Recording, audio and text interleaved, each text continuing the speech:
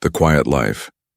He had chosen this place for silence, far away from the noise of human colonies, far away from crowded starships, far away from politics and war. His home stood alone on a quiet planet at the edge of the galaxy, where no one ever came. It was a small wooden cabin built by his own hands, standing near the edge of a forest of silverleaf trees. Above him stretched the endless night sky, filled with 2 moons and a river of stars. This was his paradise. This was the life he wanted. Every morning he would wake up to the sound of strange birds singing in the alien trees. He would drink water from the stream that ran behind his cabin. He would spend his afternoons repairing small machines, growing food, or sometimes just sitting on the porch and watching the sky. There were no voices here, no arguments, no orders from commanders, no memories of battle, only peace. For years, he had lived like this. People in the colonies probably thought he was dead, but that was fine with him. He didn't want to be remembered. He wanted to disappear. But peace never lasts forever. One evening, the air felt different. The sky was darker than usual, and the forest around his cabin was strangely quiet. The birds that always sang at sunset were gone. The stream sounded louder, almost like it was nervous too. He felt something he had not felt in many years. Unease. He sat inside his cabin, a fire burning in the hearth, and tried to ignore the feeling. He told himself it was nothing, just a storm maybe. But when night fell, the silence grew heavier. He could hear only the sound of the wind outside, brushing against the walls. Then, suddenly, knock, knock, knock. He froze. His hand stopped, moving. His eyes went to the door. For years, no one had ever come here. Not a single traveler, not a single neighbor.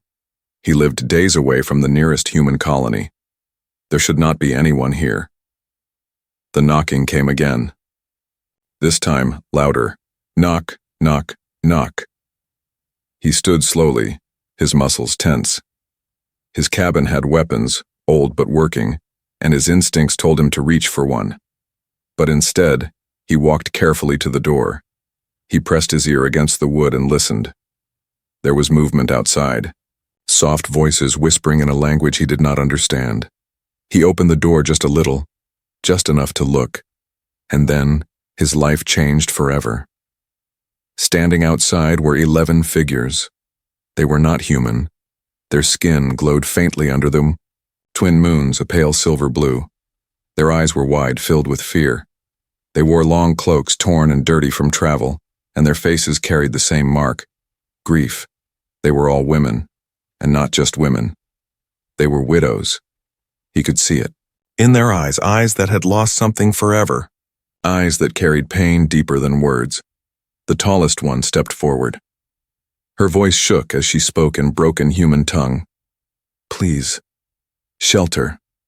We need shelter. He stared at them. For a long moment, he thought this must be a dream. Why would 11 alien women be standing at his door in the middle of the night on a forgotten planet at the edge of nowhere? Why here? He asked at last. His voice was low, rough from years of silence. The woman looked at him with desperate eyes. Nowhere else. You. Last hope.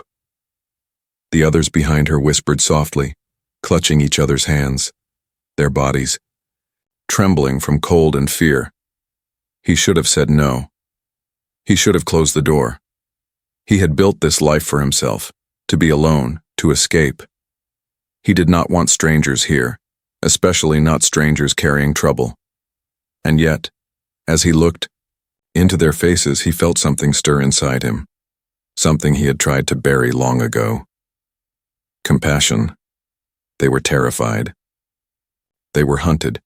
He could see it in the way they kept looking at the dark forest as if expecting shadows to leap out at any moment. The fire inside his cabin crackled, throwing warm light across the floor. The night outside was freezing. If he turned them away, they would not survive till morning. He took a deep breath.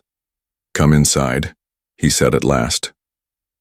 The alien widows gasped softly, relief flashing across their faces. One by one, they stepped inside his cabin, their cloaks brushing against the wooden floor. They looked around, their eyes full of both wonder and sadness. The cabin was small, and with 11 of them inside, it suddenly felt crowded. The silence he had protected for years was gone. He closed the door behind them. The sound of the lock sliding into place echoed in the cabin like the sound of a new destiny. As the firelight touched their faces, he realized something else. They were not just here by accident. They had come with purpose.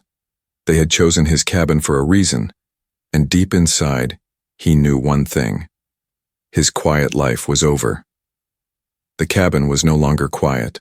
The fire burned low, filling the room with a warm, orange glow, and the 11 alien widows sat huddled together on the wooden floor. Their silver blue skin reflected the flames, making them look almost like spirits of the night. Their cloaks were damp from mist, their faces pale from fear. He stood by the door, arms crossed, watching them carefully. He still did not understand why they had come here. Of all the planets in the galaxy, of all the homes they could have knocked on, why his? The tall widow, the one who spoke a little human tongue, stepped forward. Her voice was trembling but steady enough to carry the weight of desperation. "We hunted," she whispered. "We run. Long time. No safe place. You, human man. Last hope." He frowned. "Hunted? By who?" The woman glanced at the others before answering. Her eyes darkened, as if even speaking the name gave her pain. The warlord. The word hung in the cabin like a shadow. He had heard of warlords before, ruthless alien conquerors who destroyed planets and enslaved survivors. But he had chosen this lonely world to escape them all.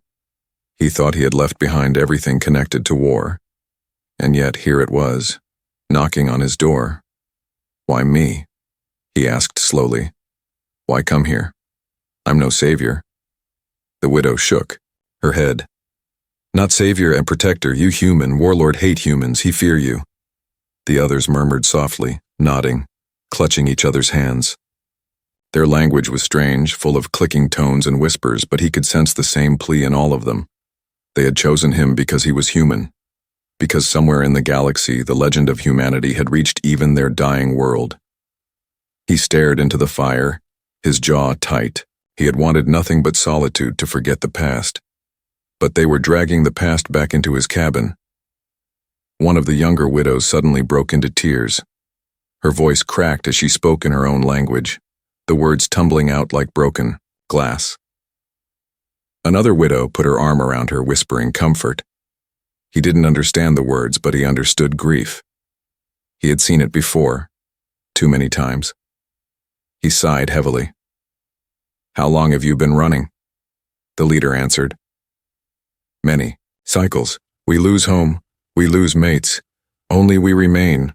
Warlords say, must die. All of us." Her hands trembled as she held out a small locket. Inside was a hologram of a tall alien male with gentle eyes.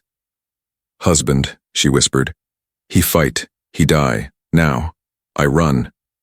The others nodded, each carrying small keepsakes, rings, pendants, scraps of cloth. Symbols of lives stolen from them. He felt his chest tighten. He had tried so hard to escape pain, to escape responsibility. But now 11 pairs of eyes stared at him, begging for safety. "You don't understand," he said at last. "I'm not a warrior anymore. I left that life behind. I came here to be alone, to forget." The leader looked at him, her eyes sharp. "You can forget. We cannot. If you close door, we die. If you help, maybe we live." The room grew silent. Even the fire seemed to quiet down, its crackle fading into low embers. He turned his back, walking toward the window. Outside, the night sky stretched wide, stars glittering like ice. But among them, he thought he saw something move. A flicker of light, too straight, too sharp to be natural. A patrol ship scanning the surface. His stomach sank. The widows had not lied. They had brought danger to his doorstep. He closed his eyes. For years he had lived in peace. But maybe peace had only been an illusion. Maybe war followed everyone, no matter how far they ran. Behind him, the widows waited. No one spoke. The only sound was their breathing, soft and uneven. Finally, he turned back to them. His face was hard now, his voice steady. "If I shelter you, the warlord will come here. He will not stop. You understand that?" The leader stepped forward, bowing her head. "We understand. We already dead. If we run more, better die with hope." Her words struck him deeper than he expected. Better die with hope. For a long moment he simply stared at them. The widows, the broken survivors of a world already gone. They were fragile, yet in their eyes burned something fierce. The will to live even when everything else had been taken. Something inside him stirred again. Not just compassion this time. Something older. Something sharper. The part of him that had once fought, once protected, once refused to surrender. He walked to the fire, picking up a piece of wood and pushing it deeper into the flames. The sparks rose, crackling like tiny stars. "You can stay," he said at last. His voice was quiet, but the words carried weight. "But if you stay, you follow my rules. You don't leave the cabin. You stay silent when I say silent. And if the warlord comes..." He paused, his eyes narrowing. "Then I fight." The widows gasped softly. Relief washed over their faces. Some of them wept. Some smiled faintly for the first time in what must have been years. The leader bowed her head deeply.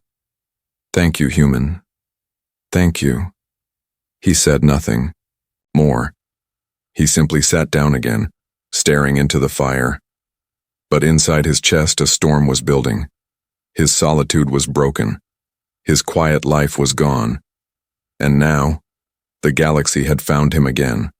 The cabin had never felt so crowded. For years it had been his fortress of silence, a place where only the sound of wind and forest birds existed. But now, 11 alien widows filled the small wooden room. Their cloaks hung wet by the fire, their silver-blue skin reflecting the glow of flames. Their voices, soft and broken, whispered in a language he did not fully know. He sat near the door, watching them closely. He had given them shelter, but unease still burned inside him. Every corner of his mind screamed that this was danger. He had wanted solitude, not responsibility. And yet, here they were, 11 fragile lives depending on him. The leader, the tall widow who spoke some human tongue, tried to thank him. She bowed her head, whispering, "Grateful. Safe. Tonight." But he did not answer. His eyes kept going to the window, to the darkness outside. He had seen that faint flicker of light earlier, a patrol ship searching the skies. He knew that if the warlord's soldiers were nearby, they would not stop until they found the widows. His cabin was no fortress. It was only wood and stone. Against hunters, it was nothing. The fire snapped loudly, breaking the silence. Several widows flinched at the sound. They were restless, their eyes darting to the door as if they expected enemies to burst in at any moment. One of the younger ones whispered something, her voice trembling. Another put an arm around her, soothing her like a sister. They had lost. Their world, their mates, their homes. Tonight they clung to his cabin as if it were the last safe place in the galaxy. He sighed. He had not asked for this. But fate had placed them here, and fate had never been kind to him. Slowly, he stood and went to a shelf against the wall. From it, he pulled down a small metal box. When he opened it, the dim firelight revealed old weapons. A pulse pistol. A combat knife. A small energy shield. Tools from a life he had buried long ago. The widows watched him silently. Some of them seemed frightened by the sight of weapons, but others nodded with respect. They knew what it meant. He was preparing. He checked the pistol, tested its charge, not full but enough for a fight. He strapped the knife to his belt. His movements were steady, practiced. His hands had not forgotten the rhythm of survival. As the night deepened, the widows lay down on the floor, huddled together in their cloaks for warmth. The cabin grew quiet again, but not the same quiet he once loved. This quiet was heavy, filled with fear. Every creak of wood, every howl of wind made them tense. He did not sleep. He sat by the door, pistol in hand, eyes fixed on the window. The forest outside seemed alive, whispering with secrets. The twin moons cast pale light through the trees, and sometimes he thought he saw shadows moving between them. Hours passed slowly. Midnight came. The fire burned low. The widows shifted, in uneasy dreams, some whispering names of husbands they had lost. Their grief filled the room like a second fire, one that burned without light. Then it came, a sound outside. Soft, subtle, a crunch of leaves under boots. His muscles tightened. He lifted the pistol, silent as stone. He glanced back at the widows. They were still unaware. Slowly, he rose from the chair and moved to the window. Through the glass, he saw movement. Figures, dark shapes moving between the trees. Not animals. Soldiers. His heart pounded. The hunters had come already. He returned to the widows kneeling beside the leader. She woke instantly, as if she had been half alert the whole time. Her eyes widened when she saw his expression. "They here?" she whispered. He nodded once. Outside, fear rippled through the group. The widows clutched each other, whispering prayers in their own tongue. But he raised a hand, silencing them. "Quiet," he said firmly. "Do not make a sound." He moved back to the door, his pistol aimed, his body tense. For a moment, the cabin was silent except for the sound of breathing. Outside, the footsteps grew closer. Shadows passed across the window. He could hear faint voices, harsh, guttural words, not human. The hunters were searching. One stopped directly outside the door. The wood creaked under its weight. His finger tightened on the trigger. He was ready to kill if they entered. But then, after a long pause, the footsteps moved away. The shadows drifted back into the forest. The hunters had not found them. Yet. He exhaled slowly, lowering the pistol. Behind him, the widows remained silent, their wide eyes fixed on him. "They will return," he whispered. "They know you are near. This was only a patrol." The leader bowed her head. "Then we must hide. We must trust you." Trust. A heavy word. A dangerous word. But tonight, he accepted it. He sat down again, his pistol resting on his knee. The widows slowly drifted into uneasy sleep, though fear never left their faces. And he watched. All night, he watched. His solitude was gone, replaced by the weight of 11 lives. He did not know how long he could protect them. But he knew one thing. The warlord's shadow had already reached his quiet world. And the first night was only the beginning. The hunters. The night was long, but dawn finally broke.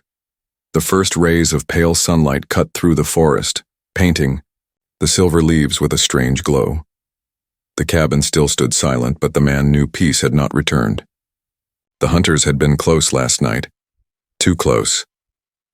He had not slept at all. His pistol was still on his knee, his eyes still sharp. The alien widows stirred awake one by one, their faces pale from fear and exhaustion. They looked at him as if expecting answers. "They were here," he said simply. His voice was low, steady. "A patrol. They will come again." The widows exchanged worried whispers in their own tongue. Their leader, the tall one, stepped forward. She looked tired, her eyes red, from a night without rest. "They search always, never stop. They smell us like blood." He studied her words. Blood. Yes. These soldiers were hunters, trained to track survivors, to erase them. If they were this close already, then the widows had been running far too long. He stood and walked to the door, opening it carefully. The morning air was cold, sharp, filled with the damp scent of the forest. He scanned the trees. Nothing moved. but he felt it deep inside. They were out there watching, waiting. He turned back to the women. "Tell me everything. I need to know why they want you dead. If I am to protect you, I must understand." The widows grew silent. Some lowered their heads, afraid. The leader hesitated, then finally spoke. "The warlord," she began softly. "Kill our world. Kill our mates. Our husbands were leaders, fighters. They stand against him, so he destroy them all. He say, no bloodline remain. We are last." Her voice cracked at the final words. She bowed her head, hiding her tears. Others whispered softly, some clutching small keepsakes close to their hearts, tokens of the dead. Their grief filled the cabin like smoke. He felt anger rise inside him. He had seen warlords before, men and monsters who destroyed worlds for power. But this was different. Hunting widows, killing women simply because they were the last of a bloodline. It was cruelty without purpose. "They will not stop," he muttered. "Not until every one of you is dead." The leader met his eyes. "Yes, that is why we knock your door. We hear stories. Humans strong. Humans fight. Maybe human protect." Her words struck deep. He had not wanted to fight ever again. He had buried that part of himself when he came to this quiet world. But now, 11 lives begged him to awaken it once more.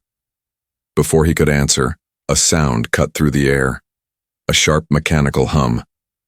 He froze. The widows stiffened. Outside, above the trees, a dark shadow moved, a ship, small but armed. The hunters had returned. "Down," he hissed. The widows dropped to the floor instantly, huddling together.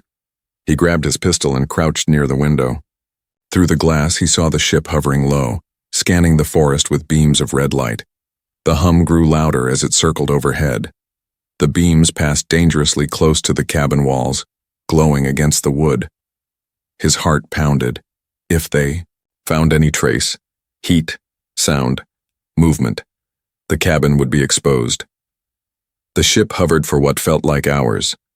The widows did not move, barely breathed. Even the fire had burned low, its embers silent. Then slowly the hum began to fade. The ship drifted away, disappearing into the distance. The widows exhaled in relief, but their fear remained. They knew this was not the end. "They know," he whispered. "They are searching closer now. Tomorrow, maybe tonight, they will come on foot. Soldiers, not just patrol." The leader nodded grimly. "Yes, they always come. Many die. We run again and again. No more running. We too tired." Her words cut him like a blade. No more running. He looked around his small cabin. The wooden walls, the tools, the weapons. This place was never meant to be a fortress, yet it had become one. His mind raced. He could abandon them, send them away, vanish into the woods. But something inside him refused. He could not watch them die. Not after they had begged at his door. The widows watched him silently, waiting for his choice. He saw it in their eyes. The faint, fragile hope that maybe, just maybe, this human would not abandon them. Finally, he spoke. "If they come, I will fight." The widows gasped softly. Relief swept across their faces. For the first time, some even smiled faintly. But he was not finished. His voice hardened. "But you must do exactly as I say. If you panic, if you disobey, you will all die. Do you understand?" The leader placed her hand on her chest, bowing her head. "We understand. We follow." He nodded once. The decision was made. The hunters would come, and when they did, he would not run. That night he prepared. He checked his weapons again and again. He set traps outside the cabin, tripwires, alarms, sharpened stakes. His hands moved with old skill, muscle memory he thought he had lost. The widows helped in small ways, gathering wood, carrying stones, keeping the fire alive. They moved quietly, always glancing toward the forest, always afraid. When the sun fell and darkness returned, the cabin felt heavier than ever. The widows huddled together again, whispering prayers in their tongue. He sat by the door, pistol on his knee, eyes sharp. His solitude was gone, replaced by a new truth. The hunters were coming, and this time, blood would be spilled. The dilemma. The night passed slowly, heavy with silence and fear. He sat by the door again, his pistol resting across his lap, eyes sharp and unblinking. The alien widows lay huddled together near the fire, whispering softly in their own language. Every creak of the wooden walls made them jump. Every howl of wind through the trees sounded like approaching footsteps.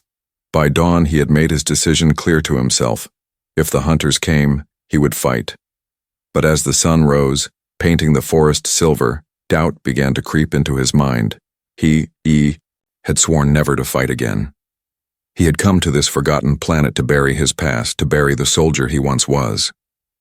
Now, by opening his door to 11 desperate women, he had invited war into his home, and he could not decide if he had been a fool, or if destiny had simply found him again. The widows stirred awake. Their leader approached him, her cloak wrapped tightly around her thin frame. "You not sleep?" she asked in broken human tongue.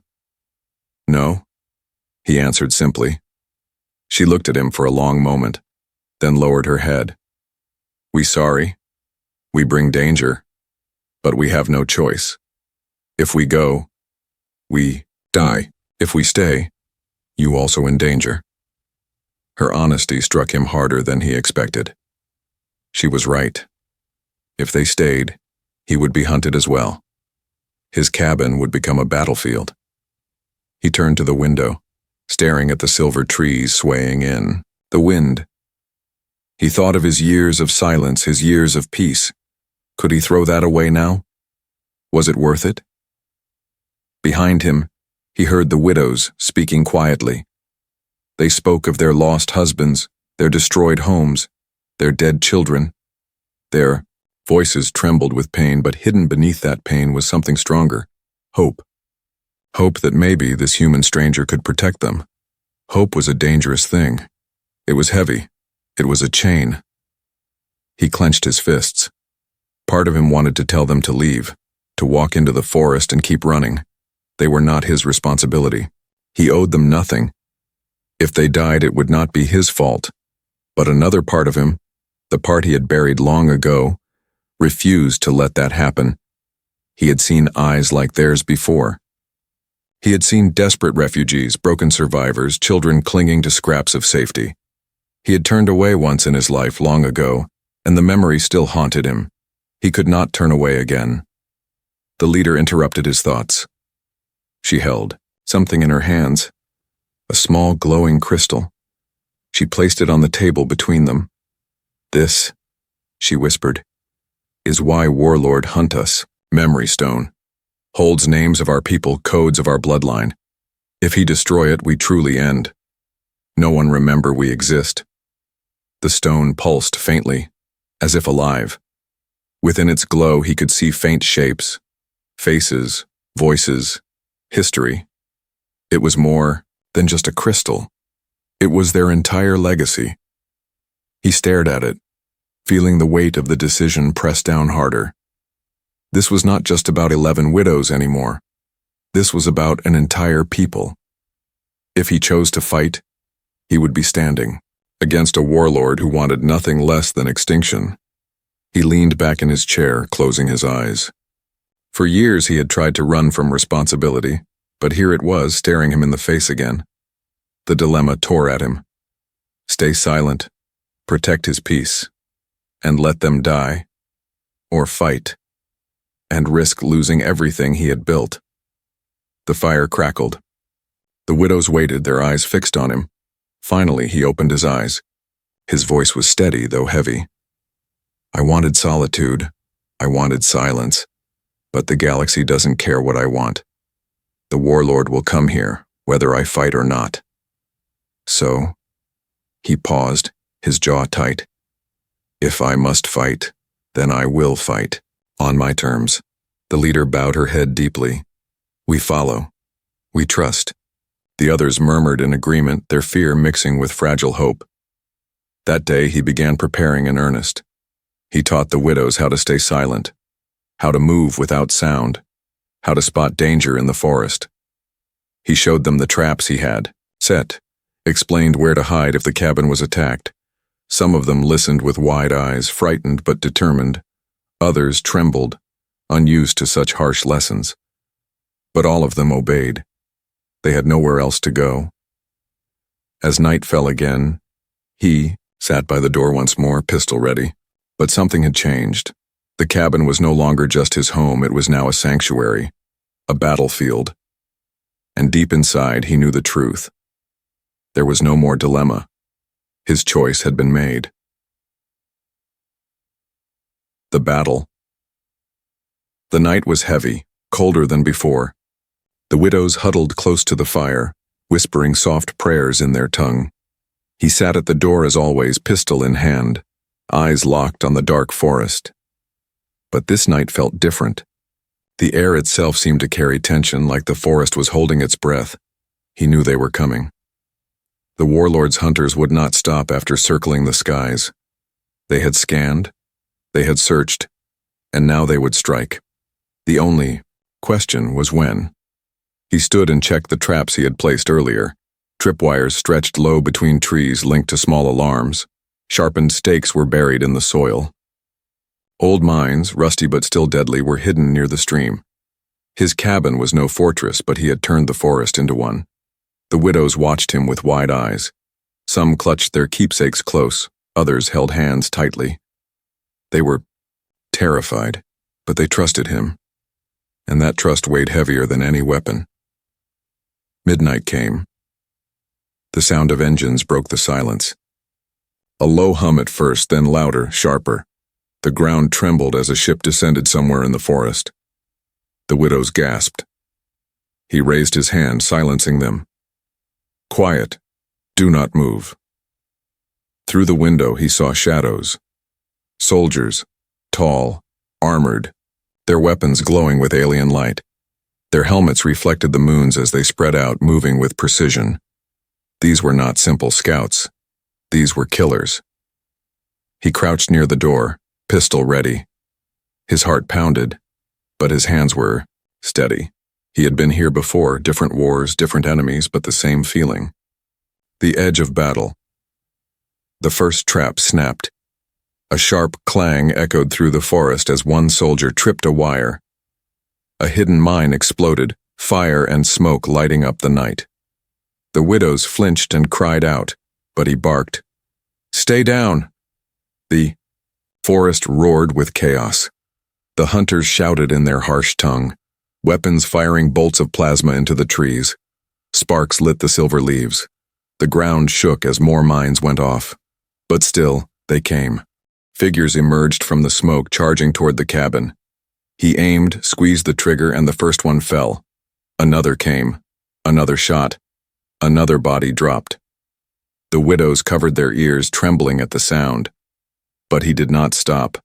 He fired again and again, each shot precise, each movement efficient. He was no longer the quiet man in exile. He was the soldier he had tried to bury. The door shook suddenly. A soldier had reached it, slamming against the wood. The widows screamed. He turned, drew his combat knife, and when the door cracked open, he met the intruder head-on. Steel flashed. Blood spilled. The alien fell. He slammed the door shut, locking it again. His chest rose and fell with heavy breaths. For a moment, silence returned. Then the cabin walls shook. Explosives.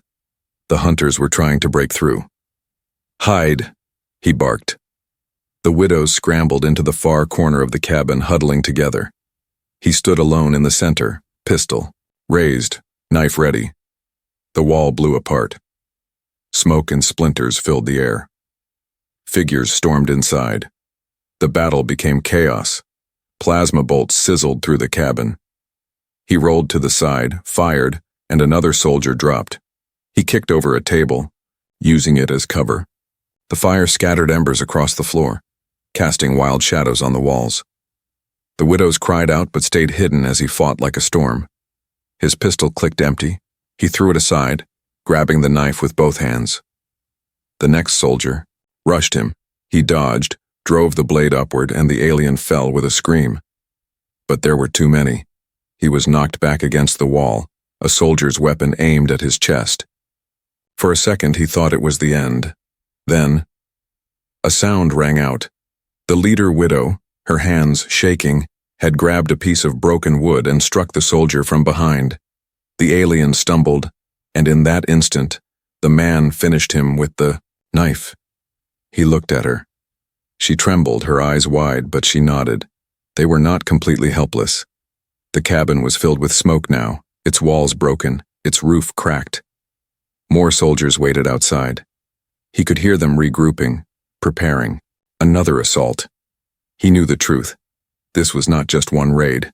The warlord would send wave after wave until either the widows were dead, or he was. He wiped the blood from his face, breathing hard. The widows stared at him, their eyes full of terror, but also of hope. "This is only the beginning," he told them, voice harsh but steady. "The warlord will not stop, but neither will I." Outside, the forest echoed with the sound of drums, the war cry of the hunters. The battle had only started. The aftermath. The cabin was in ruins. Smoke curled upward from shattered walls. The wooden beams groaned as if the house itself was wounded. The fire in the hearth had long died, replaced by the acrid smell of burnt wood and blood. He stood in the center, chest rising and falling with ragged breaths. His knife was still in his hand, dripping dark alien blood.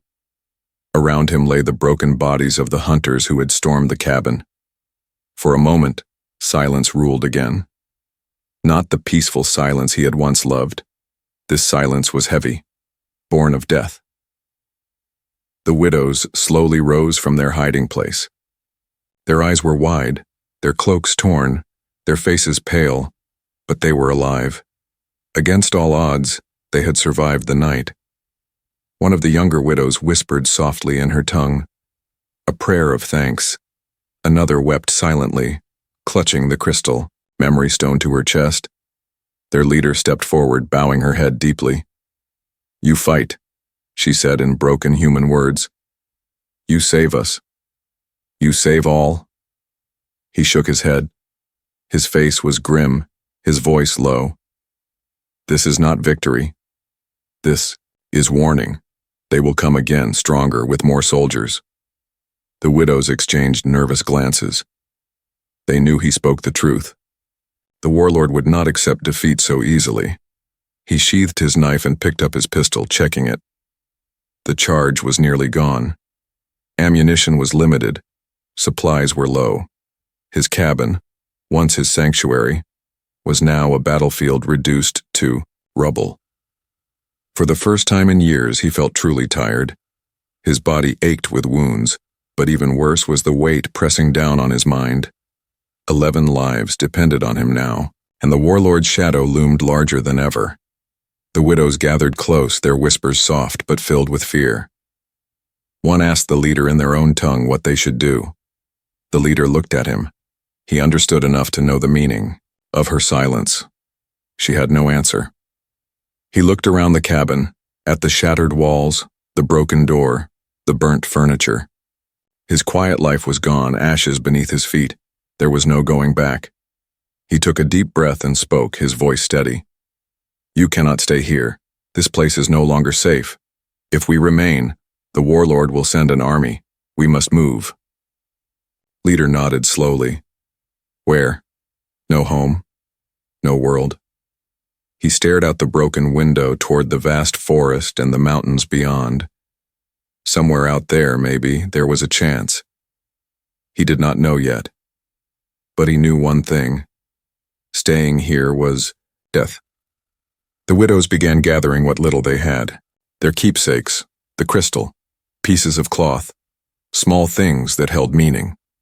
He salvaged what weapons and supplies he could from the cabin, strapping them to his belt. Before they left, he stood one last time in the doorway of his ruined home. His sanctuary, his silence, The life he had built with his own hands, it was all gone. But he did not regret it, because when he looked back, he saw the widows waiting for him. Their eyes were full of fear, yes, but also of trust. For the first time in years, someone trusted him. That trust gave him strength. They stepped into the forest together. The silver leaves whispered in the wind, and the morning sun cast long shadows across the ground. Every sound carried danger. Every tree could hide enemies. But he walked forward, the widows behind him. Hours passed. They moved carefully, silently. The widows followed his every command, stepping only where he stepped.